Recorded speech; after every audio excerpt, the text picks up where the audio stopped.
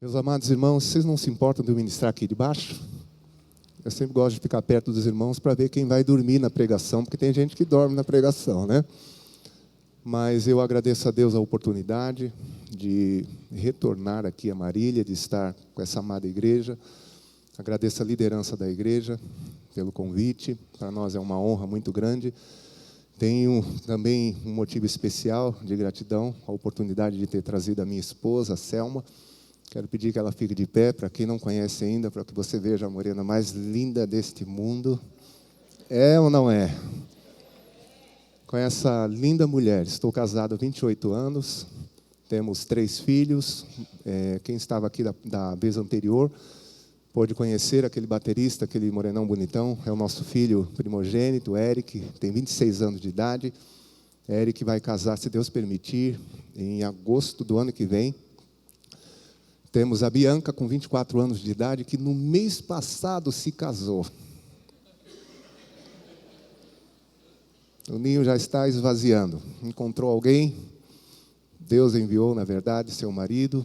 E mês passado, nossa querida Bibi se casou. Temos a Nathalie também, que agora em dezembro, se Deus permitir, também vai estar completando 16 anos de idade. Pois é, temos 3 filhos com essas idades. Não parece que nós temos a idade que temos, né, meu bem? Não é, irmãos? Ajude a gente, ela. Vocês são curiosos, eu não vou falar quantos anos eu tenho, não. Deixa para lá. Tem gente que nos conhece há bastante tempo aqui, como Rúbia, e já sabe. Mas para nós é uma grande alegria. E eu louvo a Deus pelo tema que os irmãos receberam do Senhor. Um tema maravilhoso, missões, algo que está no coração de Deus. Está no coração de Deus, obviamente, está no coração da sua família, da sua igreja. E o texto escolhido foi maravilhoso também, Atos dos Apóstolos, capítulo 1, o verso 8. Eu quero que você abra essa passagem, por favor, para que possamos fazer algumas considerações. Eu prometo que não vou demorar, seu frango não vai queimar hoje. Ou a lasanha, eu não sei o que você esperou, você preparou melhor lá em casa, né? Mas quero fazer algumas considerações bem práticas, bem rápidas, mas não insignificantes, não superficiais. Eu apelo, assim, com humildade diante do Senhor, que você confira as coisas que nós vamos estar compartilhando. Não confie apenas naquilo que nós vamos falar. Temos a bússola que Deus nos deu, que é a sua palavra. Então, precisamos conferir com as Escrituras, precisamos atentar para o que elas nos revelam, no que diz respeito ao propósito de Deus. E aí, tranquilamente, depois você vai para casa pensando nessas coisas, vai buscando a Deus, como eu sei que essa igreja é uma igreja que busca a Deus. Foi uma marca que eu senti da última vez que estive aqui com vocês. O coração de vocês tem sede de Deus, vocês estão buscando a Deus, estão procurando Deus, estão servindo a Deus, já tem uma história com o Senhor, já tem frutos, e eu creio que Deus tem muito mais para realizar através dessa igreja. Amém, meu amado irmão? Diga isso para quem está do seu lado, diga: Deus tem muito mais para realizar na nossa vida como igreja. Deus ama essa igreja, Deus ama essa cidade. Deus ama, aleluia. Então o texto diz: mas recebereis poder ao descer sobre vós o Espírito Santo, e ser-me-eis testemunhas, tanto em Jerusalém, como em toda a Judeia e Samaria, e até aos confins da terra. O tema é Jerusalém. Por quê? O próprio verso já nos dá a resposta. É Jesus quem está falando. Aí é um relato de Lucas sobre os últimos momentos do Senhor Jesus, desde que morreu pelos nossos pecados, ressurgiu dentre os mortos e se apresenta vivo para os seus discípulos. No contexto, Lucas diz, com muitas provas incontestáveis. Lá estava ele, ressuscitado dentre os mortos, comendo com os discípulos, falando com os discípulos das coisas concernentes ao reino de Deus, trazendo revelações profundas e maravilhosas. E nesse verso 8, Jesus fala sobre a missão, sobre a responsabilidade que eles teriam, sendo suas testemunhas, e nós ouvimos muito bem, através do pastor Caio ontem à noite. A raiz é mártir, alguém que prova com a própria vida aquilo que proclama, aquilo que confessa, o que eu falo, o que eu anuncio. A garantia é a minha própria vida. Ser testemunha, honra, testemunhar do Senhor Jesus, da vida, da obra de Jesus, daquilo que Jesus realizou, de quem Ele é, do que Ele fez, o que Ele conquistou por nós, tanto em Jerusalém, como em toda a Judeia e Samaria e até aos confins da terra. Mas você tem que atentar para o início do verso, onde Jesus diz: recebereis poder ao descer sobre vós o Espírito Santo, e ser-me-eis testemunhas, tanto em Jerusalém como em toda a Judeia e Samaria, e até os confins da terra. Para mim, a resposta a essa questão, Jerusalém por quê? A resposta é: por causa do Espírito Santo.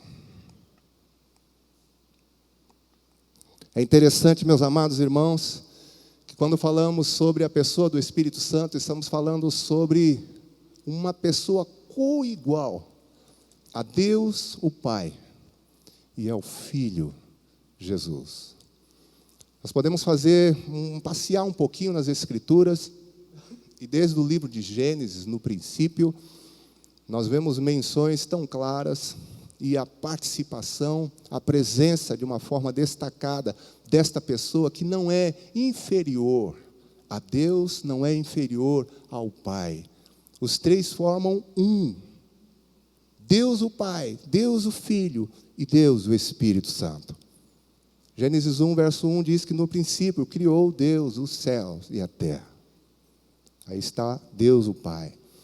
E a terra era sem forma e vazia, e havia trevas por sobre a face do abismo, e o Espírito de Deus pairava por sobre a face das águas. No verso 26 do capítulo 1 de Gênesis, Deus diz: façamos, não farei. Ele traz no plural, trazendo a ênfase de que Ele, o Espírito e o Verbo eterno, porque logo no início, ali o verso 4, se não me falha a memória, a passagem diz: e disse Deus.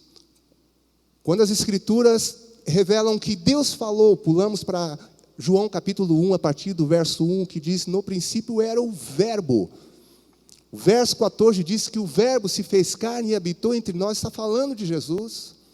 Você consegue ver o Pai, o Filho e o Espírito Santo na criação? Quem consegue ver? No princípio criou Deus os céus e a terra, Deus. E disse Deus, o Verbo, João 1, e o Espírito de Deus pairava. 1:26, façamos, aleluia, façamos o homem à nossa imagem, conforme nossa semelhança.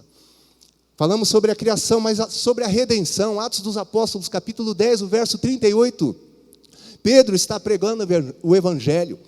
E esse texto é um texto maravilhoso, que ele revela dizendo o seguinte: e como Deus ungiu a Jesus de Nazaré com o Espírito Santo e poder, o qual andou por toda parte fazendo o bem e curando a todos os oprimidos do diabo, porque Deus era com ele.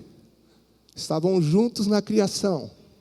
E agora, quando o Filho foi enviado, os três estão juntos na redenção, para buscar, para salvar o perdido, para restaurar, para reaproximar o homem de Deus.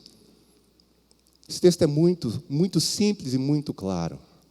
Deus ungiu a Jesus de Nazaré com o Espírito Santo e poder. Aleluia. É interessante, meus amados irmãos, na criação, na redenção, mas também na fase que eu chamo de consolidação, que é justamente a fase onde o Espírito Santo está operando. Deus enviou Jesus. Amou o mundo de tal maneira que enviou o seu Filho. Mas o Filho, quando foi glorificado, foi exaltado, enviou o Espírito Santo. Em João, Jesus diz o seguinte: olha, convém-vos que eu vá, porque se eu não for, o Consolador não virá. Mas se eu for, eu vou-lo enviarei. Está falando sobre o Espírito Santo. E em João 14, o verso 23, Jesus diz o seguinte: olha, aquele que me ama, o Pai o amará, e viremos e faremos nele morada. Ele está falando sobre o Espírito Santo. O capítulo 14, verso 13 e 14, se não me falha a memória, que Jesus disse que haveriam de receber aqueles que nele crescem. O mundo não pode ver, não pode receber, mas o Espírito Santo habitaria em nós, nós o conheceríamos. Ele permaneceria em nós e em nós ele comunicaria a presença do Pai e a presença do Filho. O Pai e o Filho moram em nós através do Espírito Santo. João 14, verso 23. Eu e o Pai, disse Jesus, viremos e faremos nele, naquele que me ama, morada. E essa morada acontece através da pessoa do Espírito Santo. Estou dando ênfase, porque quem deu ênfase foi Jesus em Atos 1:8. Ou você consegue achar uma outra ênfase maior do que essa, nesse verso 8 de Atos 1. Interessante, meus amados irmãos, agora eu vou confessar, eu tenho 51 anos de idade. Quando nasci, meus pais já eram convertidos e cresci na igreja. E depois de alguns anos, depois de casado, o Senhor nos chamou também para o ministério pastoral. Uma história mais ou menos igual também à história do pastor Caio que falou ontem. Também começamos uma comunidade evangélica, praticamente do nada, com alguns poucos discípulos. E Deus foi realizando uma obra maravilhosa, incrível. Mas continuamos ainda aprendendo muito. Estou aprendendo muito, inclusive, com vocês aqui. Foi maravilhoso poder ouvir o pastor Caio ontem. Mas é interessante que, fazendo um retrospecto, e isso eu faço continuamente, eu percebi que o Espírito Santo não recebe tanta ênfase quanto o Pai e o Filho. A começar por mim mesmo. E a minha oração nesses últimos dias tem sido o seguinte: Espírito Santo, eu quero te conhecer. Eu quero te conhecer como deveria conhecer, como poderia conhecer, porque eu acho que eu não te conheço ainda. Eu tenho falado isso quase que diariamente para o Senhor. Eu amo o Pai. Saber que Deus é o meu Pai. João 1, verso 12, diz que a todos quantos o receberam, deu-lhes o poder de serem feitos filhos de Deus. A saber, os que creem no seu nome. Verso 13 diz: os quais não nasceram da vontade da carne, nem do sangue, nem da vontade do homem, mas de Deus. Saber que eu sou filho de Deus, e eu sou um filho dengoso. Eu sou um filho dengoso. Eu gosto de colo, eu gosto de carinho. Deus não é uma coisa. Eu não suportaria viver um cristianismo de distância com aquele que se diz meu Pai, sem sentir seu cheiro, sem sentir seu abraço, sem falar com Ele, sem estar com Ele, sem chorar em sua presença. Mas você pode se questionar, mas isso é emocionalismo? Não, é todo o meu ser rendido, toda a minha razão, minhas emoções e também a minha vontade, porque é o que eu quero. Eu não suporto religião. O mundo não suporta mais religião. As pessoas estão frustradas. Elas querem uma experiência. E não há experiência mais profunda do que ser filho de Deus. Eu costumo dizer que isso é o auge, é o topo, se alguém pode dizer, da carreira cristã. A posição mais honrada que um ser humano pode alcançar é ser filho de Deus. Então eu amo isso. Amo o fato de ser discípulo de Jesus, ser um servo de Jesus, porque Deus estabeleceu a seu Filho como o Senhor. Ele é o Rei dos Reis e o Senhor dos Senhores. Amém, meus amados irmãos? Perante Ele, todo joelho se dobrará, toda língua há de confessar que Ele é Senhor. Fomos salvos, inclusive, por causa disso. Romanos 10, verso 9 diz: se com tua boca confessares a Jesus como Senhor, e em teu coração creres que Deus o ressuscitou dentre os mortos, serás salvo. Eu confessei com a minha boca e acreditei com o meu coração que Jesus Cristo é Senhor, aleluia, e fui salvo. Eu era um perdido. Estava ouvindo o testemunho daquele rapaz ontem. Eu não sei se vocês prestaram atenção. Aquilo é normal. Para quem sabe onde estava e agora onde está, de onde saiu, o que experimentou, o que Deus fez em sua vida. São meses, né? Alguns meses, 5 meses. Você vê o fogo ardendo dentro do seu coração. Jesus Cristo é Senhor. Amém, meus irmãos? Mas eu também amo o Espírito Santo.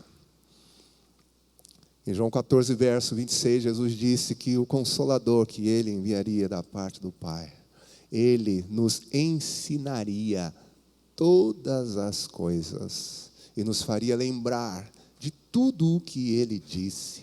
Isso significa que Ele é amigo. E o melhor amigo que eu e você podemos ter. Paulo revela que o Espírito Santo, quando veio habitar em nós, se uniu ao nosso espírito, formando um espírito só. E Ele, meus amados irmãos, diariamente traz uma mensagem que para mim é uma mensagem radical, maravilhosa, testificando com o meu espírito que eu sou filho de Deus.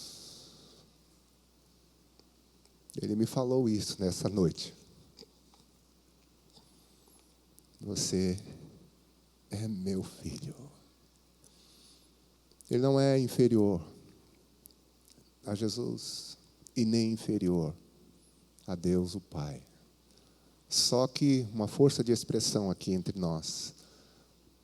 Dessas 3 pessoas que formam uma só, é a mais injustiçada. Porque a gente não dá tanta ênfase. E eu compreendo até. Compreendo pela minha própria experiência. Quando falamos sobre o Espírito Santo, sempre um medo é provocado. E esse medo tem 2 razões. Eu tenho ouvido isso do Senhor ao longo desses anos. Uma das razões do medo, do constrangimento quanto à pessoa do Espírito Santo, cuja Bíblia traz referências, inúmeras referências, a Bíblia está recheada de menções sobre o Espírito Santo, o que nos leva a ignorar essa pessoa e não dar a ela a ênfase que damos ao Pai e ao Filho Jesus. Primeiro, o medo. O medo por causa do mau testemunho que muita gente que se diz do Espírito Santo dá. Eu já fui vítima desse medo, desse constrangimento, porque eu olhava algumas coisas de algumas pessoas que se diziam do Espírito Santo, e eu ficava olhando e falava, nossa, isso é Espírito Santo?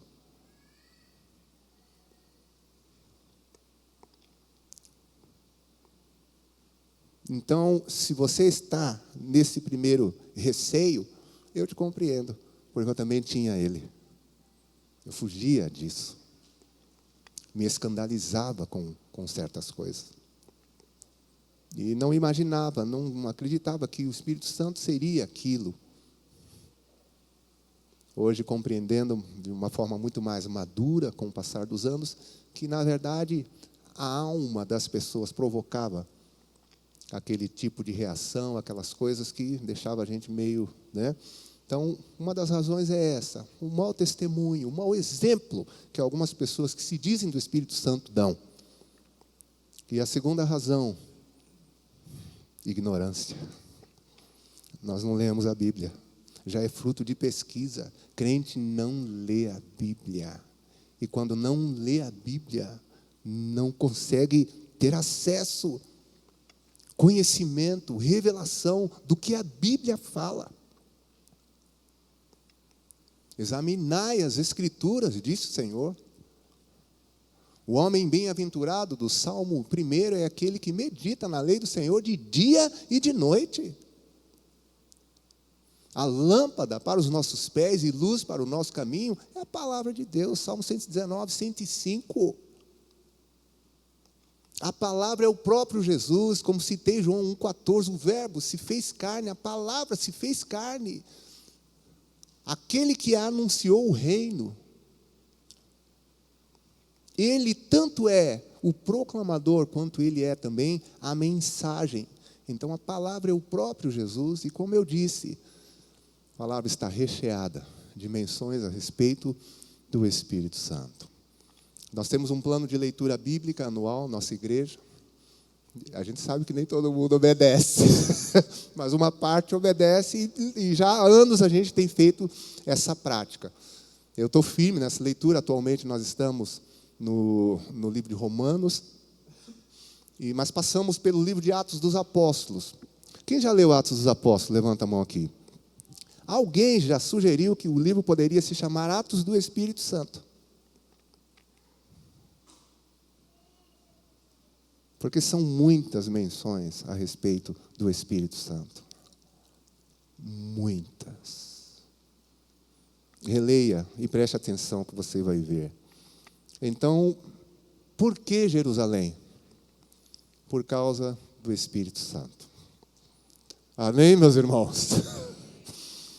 Por causa do Espírito Santo, que é a pessoa coigual ao Pai e ao Filho. Por causa da promessa. Em Atos 1, verso 4 e 5. Aí você volta um pouquinho, confere aí na sua Bíblia. A palavra diz que Jesus, comendo com eles, determinou-lhes o quê, meus irmãos? Que não se ausentassem. Olha lá, como tem sentido. Se você ficar isolar o 8, você não vai entender. Apesar de que o 8 já está dando a pista. Recebereis poder ao descer sobre vós o Espírito Santo. Esse é o tchan da coisa. E ser-me-eis testemunhas. Isso é continuidade. O tchan, né, a coisa incrível é o Espírito Santo. Você volta no 4, Jesus diz, não se ausentem da cidade, mas esperem o quê? A promessa, que disse ele, de mim ouvistes. Aí o que ele continua dizendo? Porque João batizou vocês com água, mas vocês serão batizados com o Espírito Santo.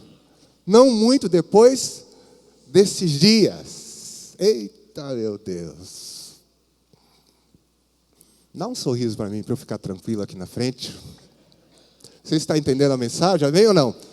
Tem base bíblica ou não? Estou falando alguma bobagem de mim mesmo? Não. Deus me deu a honra de ministrar em tudo quanto é denominação. Eu amo os presbiterianos e respeito. Tem uma família aqui que, se eu olhar, eu começo a chorar, porque foram grande influência sobre a nossa vida.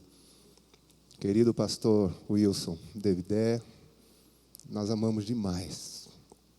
E Deus nos tem dado a honra de estar em todas as denominações.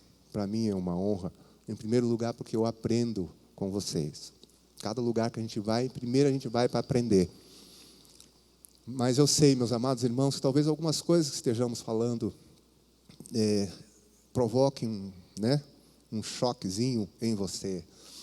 Mas aquele que me comissionou para pregar, para ministrar, não fez para que eu fosse uma pessoa famosa, para que eu conseguisse vantagens na tarefa que eu realizo. Me deu uma incumbência para que eu seja fiel a Ele e fale o que Ele ordena que eu comunique. Se eu não falar essas coisas, serei tido por infiel diante dEle e vou prestar contas. Se eu negar o Espírito Santo diante dos meus irmãos, por mais que respeite vocês e os ame profundamente, eu estarei negando o Pai, estarei negando o Filho, e estarei, meus amados irmãos, comprometendo o meu ministério e o meu serviço diante do Senhor. Está escrito. Por que Jerusalém? Porque vocês têm que esperar uma promessa, que eu já falei isso para vocês, Jesus está sendo claro. A promessa é essa, olha, João batizou vocês com água, E o batismo com água é para arrependimento, mas vocês serão batizados, mergulhados, encharcados, envolvidos com o Espírito Santo, não muito depois desses dias. Por que isso? Porque vocês devem ser testemunhas, e ser testemunhas do nível que o pastor Caio falou ontem, não é de qualquer forma, não é com boa intenção. Tem gente que tem pensamento positivo, tem uma vontade tão grande de fazer a obra de Deus, mas a obra de Deus não é feita apenas com boa vontade. Deus tem um propósito, mas Deus tem os recursos para realizar as coisas que Ele quer. É do jeito dEle, é da forma dEle, com as ferramentas dEle, com os recursos dEle. Eu não vou revolucionar a obra de Deus, não receberei essa glória, e nem você. Todos nós precisamos nos adequar, nos encaixar, nos submeter ao que Ele determinou. Promessa. Amém, meus amados irmãos? Por que Jerusalém? Por causa da promessa. A promessa é essa: recebereis, verso 8, o Espírito Santo. E como assim? Foi o que ele falou, através do profeta Joel. Pedro repete isso em Atos 2, a partir do verso 15. Quando, naquele mover ali, naquela manifestação, com um propósito bem definido, as pessoas que viram aquilo ali acharam que eles estavam embriagados. E Pedro explica. Esquece essa outra parte, né? Para você não ficar confuso. Pega só do 15 em diante, onde você vê Pedro com inteligência explicando: olha, esses homens não estão embriagados, sendo essa a terceira hora do dia. Não. O que aconteceu com eles é o que foi mencionado por Deus através do profeta Joel. Pois Deus disse que nos últimos dias derramaria do seu Espírito sobre toda a carne. Os filhos e as filhas iriam profetizar, jovens, né, sonhariam, se não me falha a memória, os velhos, né, teriam visões sobre os servos e sobre as servas. Ele disse que derramaria do seu Espírito. Por quê? Para aí, para ser testemunha. Porque o fim de tudo aquilo ali, não precisa ficar preocupado com o processo, porque Deus faz como Ele quer. O fim daquilo é que 3.000 almas se converteram e foram batizadas. A regra é Deus. O jeito que Deus faz, Ele sabe. Mas a finalidade, o propósito, sempre deve redundar na salvação de vidas, na libertação de pessoas. E isso é que é o mais importante. Amém, meus amados irmãos? Só que um resultado assombroso como esse não poderia ser provocado por um ser humano, provocado pela carne, provocado pelo intelecto das pessoas. Não. Só o Espírito Santo poderia fazer o que aconteceu em Atos 2. Amém, meus irmãos? O verso 37, se não me falha a memória, diz que depois que eles ouviram a palavra de Pedro, compungiu-se-lhes o coração. E eles mesmo tomaram a iniciativa de perguntar a Pedro e aos demais apóstolos: o que faremos? Já pregou o evangelho para alguém que vira para você e diz assim: entendi tudo. Entendi tudo. O que eu faço para ser salvo?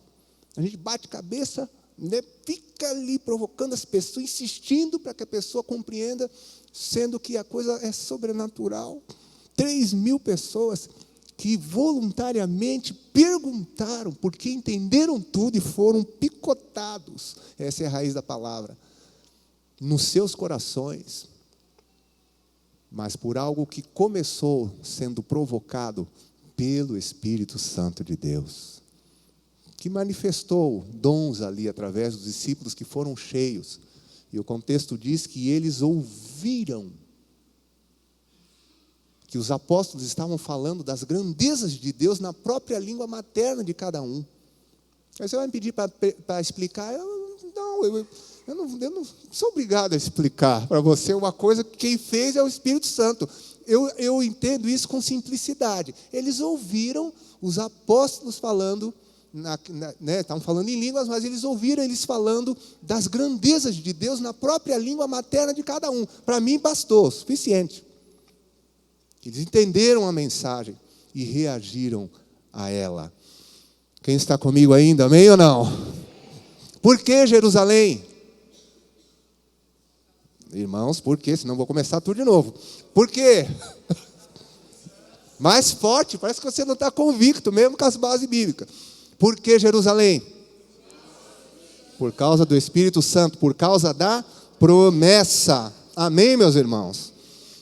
E é interessante que o verso 4 aí, determinou-lhe, significa que lhes deu uma ordem.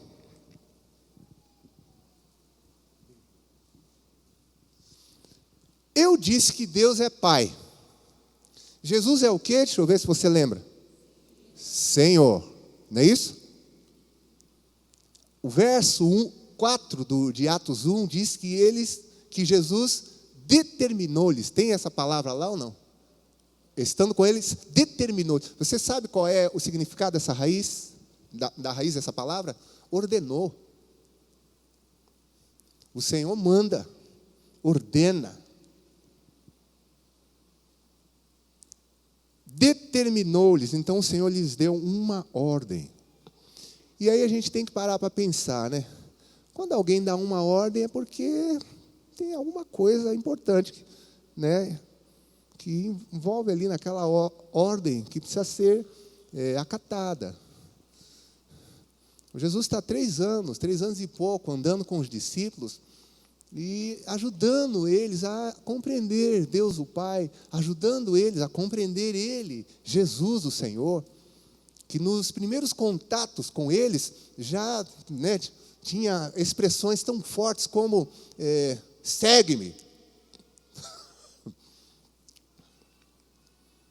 E os que compreendiam bem deixavam rede, deixavam barco, deixavam família e se submetiam. Obedeciam o mesmo que lhes dava ordens claras. Eles tiveram experiências incríveis de viver sobre a palavra de Jesus. Quantos episódios? Lembra daquela pesca maravilhosa? Lança a rede do lado direito do barco. Nós somos pescadores, Jesus. Temos experiência, pescamos a noite toda, não pegamos nada. Mas sobre a tua palavra, eu lanço a rede. Tudo bem. Lembra o negócio do imposto? Pedro vai, lança o anzol, pega o primeiro peixe, abre o bico daquele peixe. Você vai achar uma moeda lá dentro. Paga o meu e o teu. Senhor, és tu. Se és tu que está andando sobre o mar, porque eu estou achando que é um fantasma. Por isso que eu estou perguntando. Manda que eu vá ter contigo. Vem. Jesus ordenou, vem. Aí ele, um homem igual eu e você, começa a andar sobre as águas. A gente é pessimista, né? Eu sei que você já está pensando nele afundando. Não, fica só nisso que nós estamos falando. Não vai além. A gente sempre quer caçar uma coisa negativa, não é? Não pegue nada negativo na minha pregação aqui não, hein? Só pega a coisa boa. Então, vamos ficar na coisa boa que Pedro está andando sobre, porque Jesus ordenou que ele viesse. Esse mesmo é que agora está dizendo, fiquem em Jerusalém. E eles sabem que quando ele dá uma ordem, ele sabe o que quer. Tem um propósito, tem um objetivo, ele está correto, não há equívocos. Se ele ordena que eu fique em Jerusalém, eu devo ficar. E ficar por quê? Porque há uma promessa. Que promessa é essa? É a mesma que ele deu através do profeta Joel. Sobre o derramamento do Espírito Santo. Que Espírito Santo é esse? É coigual a Deus o Pai e a Deus o Filho. Estavam juntos na criação, juntos na redenção. Você acha que Jesus, que se esvaziou, Filipenses, Paulo diz que ele a si mesmo se esvaziou, se humilhou, ele abriu mão da sua glória. Como é que ele fez as coisas que ele fez? Lucas 4, verso 18, ele disse: o Espírito do Senhor está sobre mim, pelo que me ungiu. Atos 10, 38, como Deus ungiu a Jesus de Nazaré, com o Espírito Santo e poder. Jesus foi um homem cheio do Espírito Santo. Deus estava com ele. Esperar a promessa fala do Espírito Santo.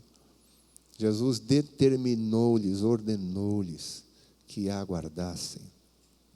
Louvado seja o nome do Senhor. Pergunta para quem está do seu lado: você é obediente às ordens de Jesus?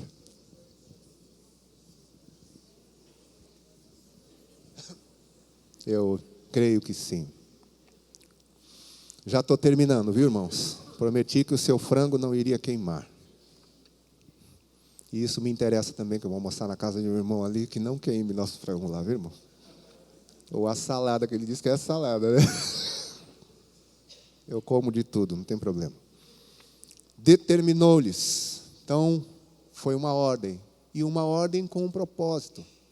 Que coisa impressionante, né? Tem uma missão a ser cumprida? Tem. Mas tem algo importante. Eu sabia que isso ia acontecer. Que é o horário do meu remédio aqui. Perdão. Tem uma missão a ser cumprida, mas tem algo importante para que a missão seja cumprida. Tem algo importante para que a missão seja cumprida, e por isso ele ordenou. Estou quase terminando, irmãos. Então, eles tiveram fé para obedecer, para aguardar. E tiveram fé para agir sobre a palavra do Senhor, como os exemplos que eu trouxe aqui. Depois que Jesus falou essas últimas coisas para eles, eles voltaram. O verso 14 de Atos 1 diz o quê? O que eles faziam? Perseveravam o quê? Atos 1, 14. Unânimes em quê? Em oração. O jeito de compreender essas coisas profundas é através da palavra e através da oração. Hoje eu estou ministrando a palavra, trazendo a base bíblica de coisas muito profundas, muito importantes. Aí você vai dizer: mas como eu experimento essas coisas? Como eles, orando. Precisamos orar, precisamos buscar a Deus. Uma das marcas da igreja é a oração. Atos 2, verso 42 diz que eles perseveravam na doutrina dos apóstolos e na comunhão, no partir do pão e nas orações. Eles oravam direto, irmãos. Jesus lhes deu uma ordem para aguardarem o cumprimento de uma promessa incrível, importantíssima, com o objetivo do cumprimento da missão, para a salvação de pessoas. Deus ama o mundo, Deus ama o perdido. Fiquei sabendo que a cidade tem sido marcada por suicídios e outras coisas. Deus ama cada uma dessas pessoas. Deus não está alheio ao sofrimento das pessoas. Deus nos colocou como resposta também para o mundo, só que para darmos a resposta do jeito eficiente, do jeito que Deus quer, nós precisamos dos recursos de Deus. E para recebermos esses recursos, precisamos orar.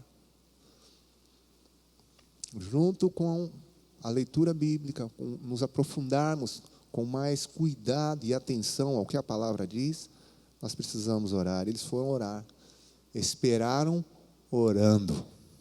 Quem diz amém? Amém, meus queridos irmãos? Esperaram orando. E concluindo aqui, para que a promessa se cumprisse e depois eles pudessem realizar a missão. E que na primeira experiência, você vê, Jesus dá uma ordem, esclarece o que é a promessa e tal, e capítulo 2, como eu usei como exemplo aqui rapidamente para você, o resultado já foi 3.000. Sem esforço. Tranquilo. E aí você vai vendo algo tão progressivo no livro de Atos, a nível de crescimento de igreja, que fica assustado. Por que Jerusalém?